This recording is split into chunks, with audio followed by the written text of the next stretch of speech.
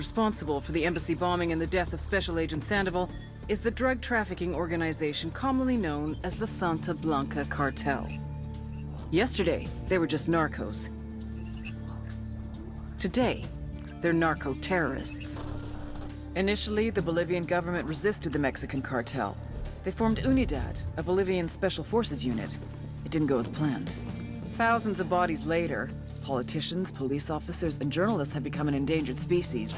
The Bolivian government has imploded on itself.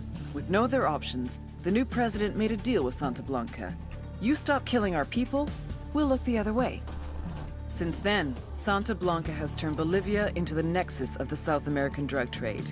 With their friends in Mexico, they also have a clear pipeline to the US and Canada.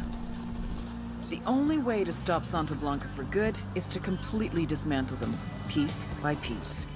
The cartel is organized into 4 operations: production, smuggling, security, and influence.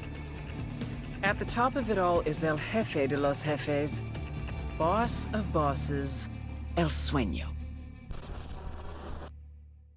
The Santa Blanca Cocaine Superhighway. Every year, more than 350 tons of coke leaves Bolivia, reaching about 20 million users worldwide. That means they're pulling in an average of $2 billion a week. How do they do it? 3 little words: air, land, sea.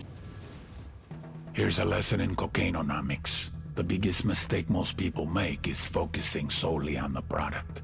Claro, you need something to sell, but that's not where you make the money. 1 kilo of coca leaves costs about $1.50. It takes 400 kilos of coca leaves to make 1 kilo of cocaine. Even when turned into cocaine base, a kilo is only worth $1,200 in Bolivia. However, every time you cross a border, the value increases. Once we reach Colombia, it's already $2,200. We hit southern Mexico, $12,000. Cross the border into Texas, $20,000. New York City, our $1,200 investment is now worth $35,000. Paris, London, $68,000 to $74,000.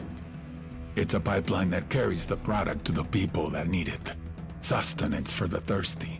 Once in place, the pipeline feeds itself. Workers, vehicles, wages, bribes.